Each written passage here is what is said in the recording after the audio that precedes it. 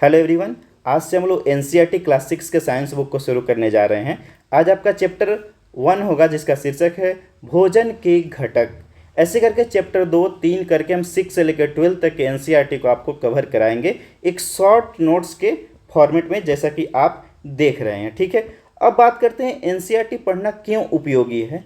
तो इसकी पहुँच आजकल यूपीएससी, बीपीएससी या अन्य पीसीएस तक ही सीमित नहीं रहा है, बल्कि वनडे एग्ज़ाम में भी डायरेक्ट क्वेश्चन एनसीईआरटी से उठा के पूछे जा रहे हैं।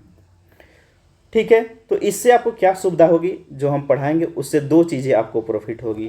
पहला कि आपका समय बच जाएगा।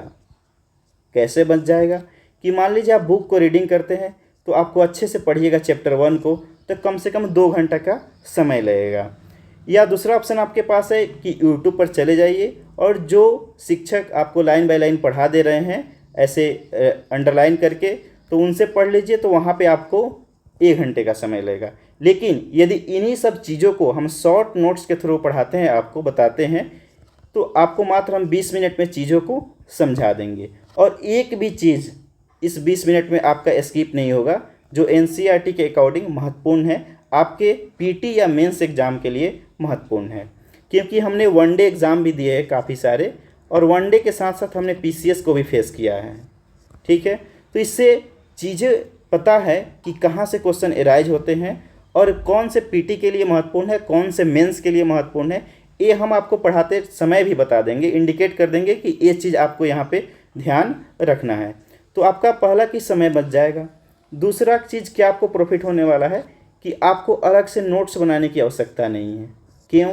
क्योंकि ये जो हम बना रहे हैं, तो तैयार कर रहे हैं, नोट्स के फॉर्मेट में है और काफ़ी आप आसानी से समझ सकते हैं, चाहे आप न्यू कैंडिडेट हो चाहे ओल्ड हो। ठीक है, आप चीज़ों को एक बार वीडियो देख लीजिएगा, 15 से 20 मिनट का रहेगा। उसके बाद आप नोट्स एक बार रीडिंग करिएगा, आपको आराम से सारी चीज़ें पता चल जाएंगी। ठीक है, अगर कुछ लोगों को ये चीज़ लग रहा होगा कि सर नहीं, हम बुक पढ़ के ही अपना खुद से नोट्स तैयार करेंगे, तो उनके लिए भी हम व्यवस्था किए हैं। क्या किए हैं? तो बुक को रीडिंग करके उसको अंडरलाइन करके हम आपको प्रोवाइड कर रहे हैं अपने एप्लीकेशन पर।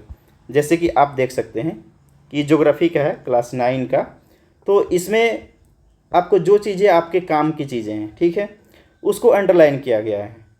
ठीक है, उस चीज़ को अंडरलाइन करके आपको यहाँ हम दे रहे हैं। जो चीज़ आपके काम का है, जो काम का नहीं है वो अंडरलाइन नहीं किया हुआ है।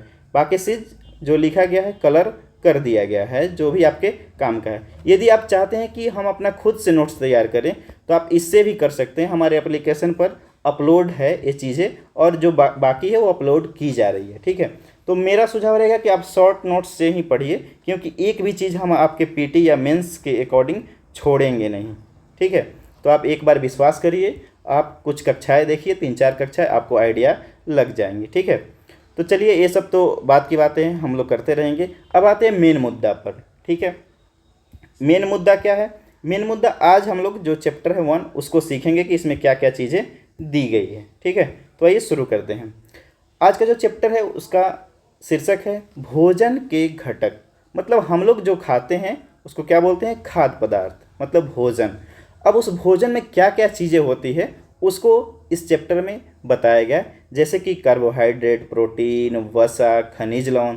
तो ये सब क्या है? भोजन के घटक है। इसके बारे में बताया गया कि कैसे इसका हम लोग परीक्षण करेंगे, कैसे पता चलेगा कि किसी पदार्थ में कार्बोहाइड्रेट है कि वसा है, इसके बारे में बताया गया है।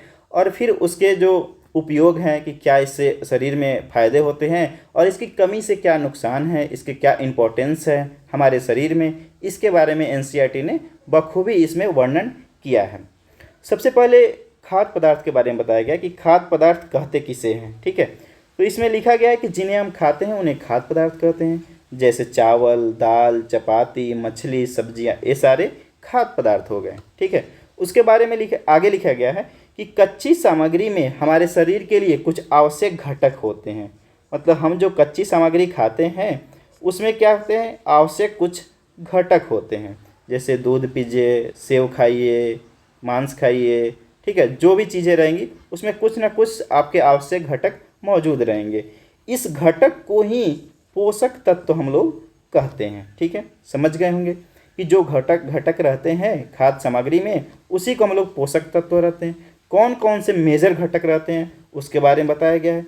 उसमें हो गया कार्बोहाइड्रेट, प्रोटीन, वसा, विटामिन, खनिज लवण, ये सब हमारे मौजूद रहते हैं भोजन में। ठीक है, ये तो मुख्य रूप से रहते हैं। इसके अलावा भी रुक्षांश और जल हमारे शरीर में मौजूद रहते हैं और शरीर के लिए आवश्यक भी हैं। ठीक है, रुक्षांश के मतलब आप समझिए कि फाइबर, रेशा। ठीक है, मतलब कि देहात में इसको खलचोइयाँ बोलते हैं। जैसे कि आप आटा का चोकर ले लीजिए, ये आपका रुक्षांश हो जाएगा। तो आप सीधा सीधा समझिए कि जो चीज़ खलचोइयाँ रहता है मतलब बाहरी आवरण फल का, उसको हम लोग क्या बोलेंगे, रुक्षांश बोलेंगे। ठीक है, नेक्स्ट है कि हम लोग तो पता चल गया कि पोषक तत्व कार्बोहाइड्रेट, प्रोटीन, विटामिन और खनिज लवण होते हैं। लेकिन पता कैसे चलेगा भैया कि सेव में कौन चीज़ है, किस चीज़ में क्या चीज़ है। ठीक है, दूध में क्या है, अंडा में क्या है, मछली में क्या है। इसको पता करने के लिए हम लोग को क्या करना पड़ेगा, जांच करना पड़ेगा, उसका परीक्षण करना पड़ेगा। ठीक है, इसमें सबसे पहले कार्बोहाइड्रेट का परीक्षण किया गया है। उससे पहले बताया गया कि भैया कार्बोहाइड्रेट अकेले नहीं होता है, ये कई प्रकार से होते हैं, कई रूपों में होते हैं। जैसे मंड, स्टार्च बोला जाता है इसको, उसके बाद शर्करा, या फिर अन्य रूप में भी ये मौजूद रहते हैं। यहाँ हम लोग मंड का परीक्षण करते हैं। ठीक है, इसमें कहता है कि कार्बोहाइड्रेट का जांच करने के लिए आपको कोई भी कच्ची सामग्री या खाद्य पदार्थ लेनी होगी। जैसे कि मान लीजिए हम आलू का टुकड़ा ले लिए, ठीक है, और उसको बीचे बीचे काट दिए, आलू ऐसे बन गया। इसमें कह रहा है कि इसमें 2-3 बूंद आपको तनु आयोडीन का विलयन डाल दीजिए। ठीक है, तनु आयोडीन का विलयन यहाँ पे 2 बूंद डाल दीजिए। जैसे ही आप डालिएगा तो इसका कलर क्या होगा, इसका कलर चेंज हो जाएगा। चेंज होके क्या बन जाएगा, नीला या काला। ठीक है, नीला या काला, नीला काला बन जाएगा तो आप समझ जाइए कि उसमें कार्बोहाइड्रेट मतलब मंड उपस्थित है। अगर दूसरा कलर बन रहा है या नहीं चेंज हो रहा है तो वो उसमें आप समझ जाइए कि कार्बोहाइड्रेट मंड की उपस्थिति नहीं है। सेकेंड, प्रोटीन का परीक्षण किया गया है। ठीक है, इसमें क्या किया गया है, किसी खाद्य पदार्थ का पेस्ट या चूर्ण लिया गया है। ठीक है, जैसा कि आप देख रहे हैं, इस चूर्ण में 2 बूंद आप कॉपर सल्फेट डाल दीजिए या 10 बूंद कास्टिक सोडा, दोनों को डाल दीजिए। उसके बाद इसका कलर देखिए, यदि इसका कलर बैंगनी कलर का हो जाता है तो समझ जाइए कि इसमें प्रोटीन मौजूद है। तीसरा, वसा का परीक्षण किया गया है। ये काफ़ी आसान है। कोई भी खाद्य पदार्थ ले लीजिए, उसको कागज़ में लपेट दीजिए। ठीक है, जैसे हमने मूंगफली को ले लिया, इसको कागज़ में लपेट दिया और उसको कूच दीजिए। ठीक है, इसको मार मार के कूच दीजिए। अब कूचने के बाद क्या कीजिए, कूचने के बाद आप इसको कागज़ को ओपन कर दीजिए। ओपन करके देखिए क्या इस पर धब्बा बना है, तेल का धब्बा। यदि बन गया है तो उसमें वसा मौजूद है, नहीं बना है तो नहीं मौजूद है। ठीक है, तो 3 चीज़ों का हम लोग परीक्षण कर लिए। इसमें एग्जाम के दृष्टिकोण से यही महत्वपूर्ण है कि कार्बोहाइड्रेट में क्या होगा भैया, तो इसका रंग चेंज होकर आपका क्या होगा, नीला या काला हो जाएगा। प्रोटीन में क्या होगा, तो बैंगनी हो जाएगा। और उसी प्रकार वसा में क्या होगा, तो वसा में आपका तेल का धब्बा बन जाएगा। तो इससे आपको आइडिया लग जाएगा। उसके आगे बताया गया है कि कार्बोहाइड्रेट और वसा ये दोनों जो हैं ऊर्जा देने वाला भोजन है। मतलब दोनों से हम लोग को क्या मिलता है, एनर्जी मिलता है। लेकिन कार्बोहाइड्रेट के तुलना में वसा में आपको अधिक एनर्जी मिलेगा। ठीक है, उसके बाद कार्बोहाइड्रेट के स्रोत के बारे में बताया गया है। कार्बोहाइड्रेट के कौन कौन स्रोत हैं, बाजरा, चावल, गेहूँ, शकरकंदी, मक्का, आलू, गन्ना, पपीता, आम, तरबूजा, ये कार्बोहाइड्रेट के स्रोत हैं। आपको याद रखना है, एग्जाम में डायरेक्ट क्वेश्चन इससे आएंगे। वसा के भी कुछ स्रोत हैं। ठीक है, पादप स्रोत में बताया गया मूंगफली, गिरी, तिल। जंतु स्रोत में बताया गया दूध, मांस, घी, मछली, अंडा, ये सब वसा के स्रोत हो गए। उसी प्रकार आपको प्रोटीन के बारे में बताया गया है कि प्रोटीन को हम लोग क्या बोलते हैं, शरीर की वृद्धि करने वाला या फिर स्वस्थ रखने के लिए ये आवश्यक है। कौन, तो प्रोटीन। इसीलिए हम लोग इसको क्या बोलते हैं, शरीर वर्धक भोजन। एग्जाम में क्वेश्चन इससे एराइज हो चुका है। ठीक है, आपको याद रखना है, जब भी पूछे शरीर वर्धक भोजन कौन सा है तो भैया प्रोटीन है। ठीक है, प्रोटीन है, तो इसको आपको ध्यान रखना है, क्वेश्चन पूछा गया है, भूलना नहीं है। इसके अब प्रोटीन के स्रोत के बारे में जानते हैं कि कहाँ से हम लोग को प्रोटीन मिलेगा। तो भैया मटर खाइए, चना खाइए, मूंग खाइए, राजमा खाइए, सोयाबीन खाइए, इससे आपको प्रोटीन मिल जाएगा। ये सब इसके पादप स्रोत हो गए।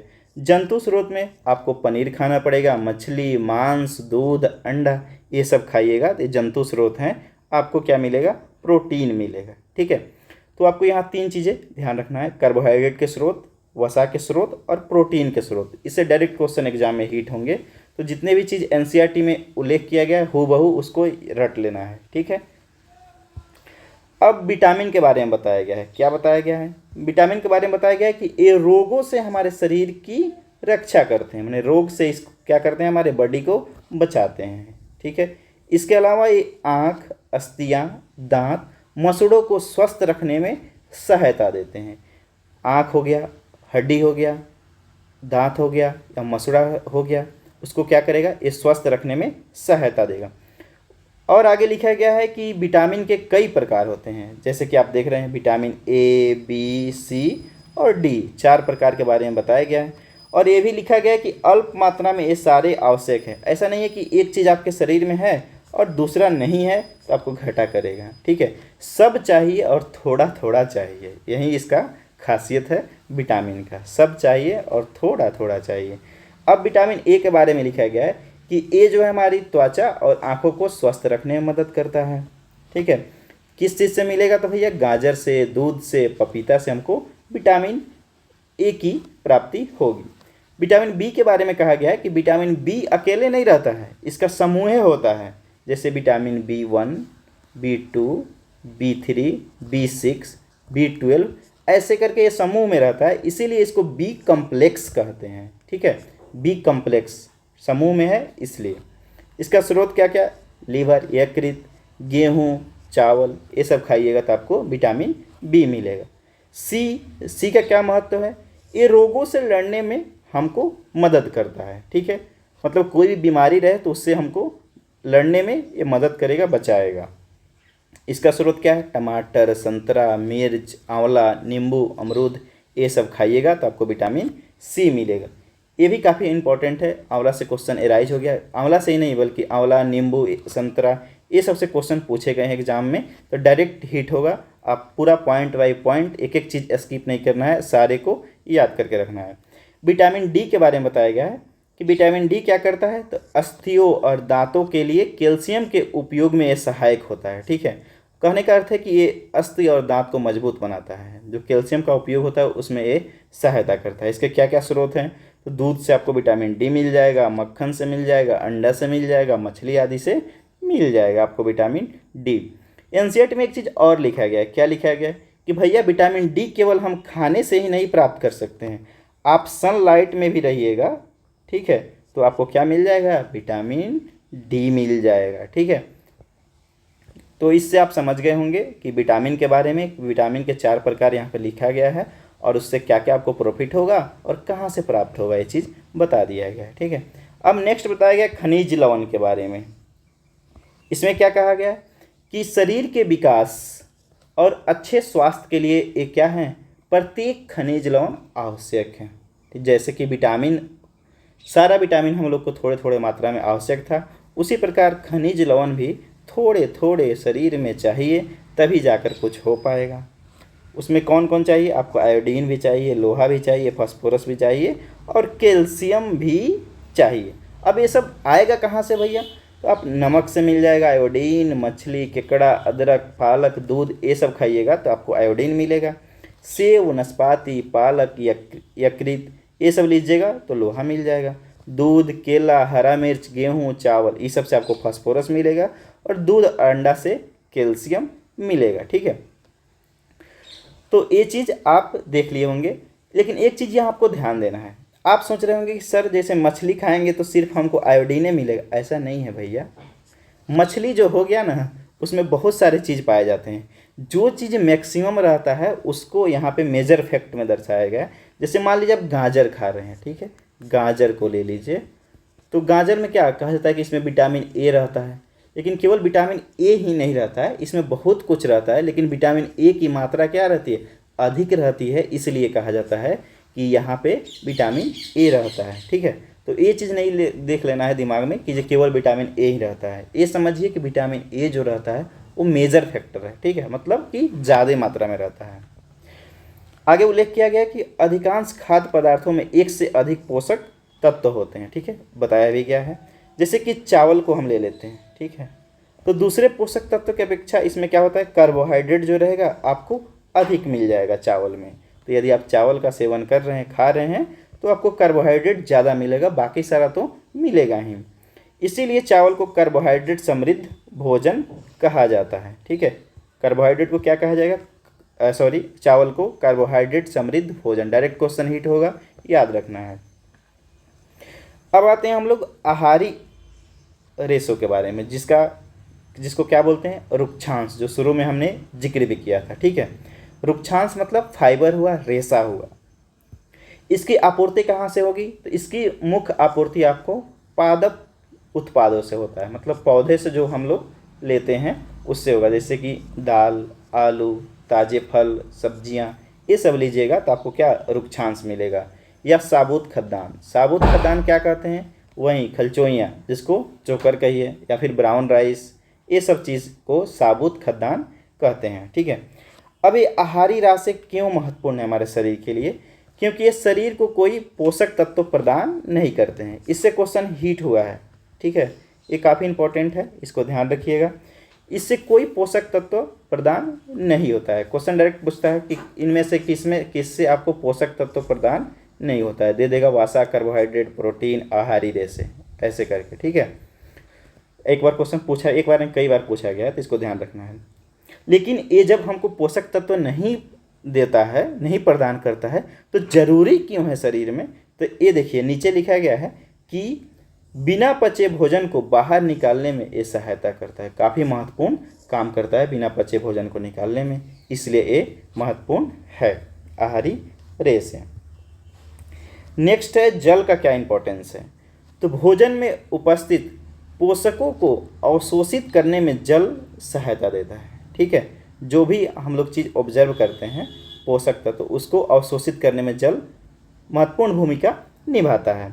इसके साथ ये अपशिष्ट पदार्थों जैसे मूत्र हो गया या पसीना हो गया, उसको हमारे शरीर से क्या करता है, बाहर निकालता है या निकालने में मदद करता है, ठीक है। अब भैया जल मिलेगा कहाँ से शरीर में, तो या तो आप जल डायरेक्ट पी लीजिए, या फिर दूध पीजिएगा तो उसमें जो पानी की मात्रा रहेगी उससे मिल जाएगी। चाय पीजिए, या फिर खाद्य पदार्थ जैसे कि टमाटर, खीरा, या कोई भी चीज़ खा रहे हैं उसमें तो जल रहता ही है, ठीक है। तो उससे भी हमारे शरीर को जल मिल जाता है।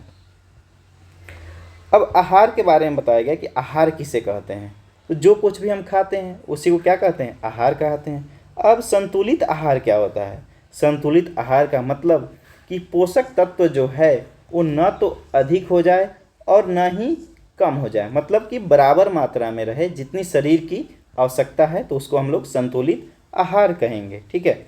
इसमें लिखा गया है, क्या लिखा गया है कि यदि आप छिलका हटाकर, मतलब उसके खलचोइयाँ को छीलकर सब्जी या फलों को धो देते हैं, तो उसमें क्या होता है, विटामिन नष्ट हो जाता है, ठीक है। इसके अलावा चावल, दालों को यदि आप बार बार धो देते हैं उसके बाद बनाते हैं, तो विटामिन और खनिज लवण जो रहता है वो उससे बाहर निकल जाता है, पूरा नहीं निकलता है, निकल जाता है थोड़ी बहुत मात्रा में। इसके साथ भोजन को यदि आप पकाते हैं तो विटामिन सी नष्ट हो जाता है। और भोजन में उपयोग, जैसे आप सब्जी बना रहे हैं तो उसमें पानी डालते हैं, अब आप पानी को उसको जो डालकर बना लिए, फिर पानी को अगर आप फेंक दीजिएगा तो प्रोटीन और खनिज भैया उसमें से बाहर निकल जाएगा, ठीक है। तो पानी को फेंकना नहीं है, उसको भी उपयोग करना है। अब अगला है आपका वसा युक्त भोजन। वसा युक्त भोजन किसको कहेंगे, तो तली हुई चीज़, मतलब छाना हुआ कोई चीज़ रहेगा, जैसे समोसा, पूड़ी खाइए, मलाई, पेड़ा, ये सब में क्या है, वसा है, ठीक है, फैट है। वसा से क्या होता है, तो वसा तो हमारे शरीर के लिए ऊर्जा देता है, लेकिन यह अगर आप ज़्यादा सेवन करते हैं वसा का तो अधिक मोटापे का कारण हो जाता है, ठीक है। लेकिन वसा की तुलना में कार्बोहाइड्रेट ज़्यादा तीव्र गति से एनर्जी देता है, जैसे ग्लूकोज को लीजिएगा जल्दी देता है, लेकिन वसा में क्या रहता है, जैसे मान लीजिए कार्बोहाइड्रेट का इतना आप लिए, ठीक है, वसा भी इतना लिए, तो वसा क्या करेगा, ये ज़्यादा एनर्जी देगा, ये कार्बोहाइड्रेट आपको कम एनर्जी देता है, ठीक है। लेकिन तीव्र गति से ये देता है, ये थोड़ा सा स्लो से देगा, यही डिफरेंस है वसा और कार्बोहाइड्रेट में, ठीक है। ज़्यादा वसा का आप सेवन करिएगा तो अधिक मोटापे का कारण बन जाता है। अब अगला है कि अभावजन्य रोग किसे कहेंगे। अभावजन्य रोग, तो लंबी अवधि तक पोषकों के अभाव में, जो पोषक तत्व हैं अगर आपके शरीर में लंबी अवधि तक नहीं मिल रहे हैं तो उसकी कमी के कारण आपको बीमारी होगी, उसी को बोलते हैं हम लोग अभावजन्य रोग, मतलब कमी से होने वाला रोग। ठीक है, अब देखिए आगे बताया गया है कि प्रोटीन की कमी, ये जो तीर के निशान नीचे दिया गया है इसका मतलब समझिएगा कि कमी। जब आपके शरीर में प्रोटीन की कमी हो जाएगी तो क्या हो जाएगा, आपका वृद्धि अवरोध हो जाएगा, मतलब आपका हाइट नहीं बढ़ेगा।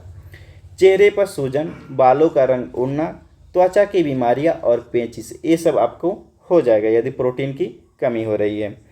अगर प्रोटीन और कार्बोहाइड्रेट दोनों की कमी हो गई तो क्या होगा, तो व्यक्ति बहुत दुबला पतला हो जाएगा। ठीक है, चलने में असमर्थ हो जाएगा अगर प्रोटीन के साथ साथ आपके अंदर कार्बोहाइड्रेट की कमी हो गई तब। एनसीईआरटी के लास्ट में आपको कुछ विटामिन के नाम दिए गए हैं और कुछ खनिज के, और इनसे क्या क्या रोग होगा और उसका लक्षण क्या होगा इसके बारे में बताया गया है। इसको पढ़ लेते हैं। सबसे पहले विटामिन ए के बारे में बताया गया है कि इससे आपको छींटता या दृष्टिहीनता, मतलब कि कमज़ोर दिखने लगेगा, आपको रात में कम दिखेगा, पता नहीं चलेगा, आँख की बीमारी होगी आपको विटामिन ए की यदि कमी हो जा रही है। विटामिन बी1 से क्या होगा, बी1 से आपको बेरी रोग होगा, और इससे लक्षण क्या है, तो दुर्बल पेशियाँ कमज़ोर हो जाएंगी और एनर्जी की कमी हो जाएगी। विटामिन सी क्या होगा, स्कर्वी रोग होगा, इससे लक्षण क्या है, तो मसूड़ों से आपका खून निकलने लगेगा, घाव भरने में अधिक टाइम लगता है। ठीक है, विटामिन सी की कमी होगी। डी से आपको रिकेटस हो जाएगा, इसमें आपका हड्डियाँ क्या होगा, कमज़ोर पड़ जाती है, मतलब मुलायम हो जाएगी और मुड़ जाएगी, हड्डी कमज़ोर हो जाता है विटामिन डी की कमी से। अगर आपके अंदर कैल्शियम की कमी हो जाती है, खनिज है कैल्शियम, इसकी कमी हो जाएगी तो आपका अस्थियाँ और दंत क्षय, मतलब कि हड्डियाँ कमज़ोर हो जाएगी और दांत आपका गिरने लगेगा। ठीक है, तो इसीलिए कैल्शियम बना के रखना है शरीर में। आयोडीन की कमी से घेघा रोग होता है, आपको पता होगा। देखिए घेघा को ही आपका ग्वाइटर कहा जाता है, इसको ध्यान रखिएगा, कभी कभी एग्जाम में ग्वाइटर लिख देगा तो कन्फ्यूज आपको हो जाइएगा। ठीक है, तो इसको भी ध्यान रखना है। इसमें क्या होगा कि गर्दन पर आपको जो ग्रंथि रहता है वो क्या होता है, फूल जाता है, और बच्चों में मानसिक विकलांगता होता है, मतलब दिमाग से क्या होंगे, कमज़ोर पड़ जाएंगे।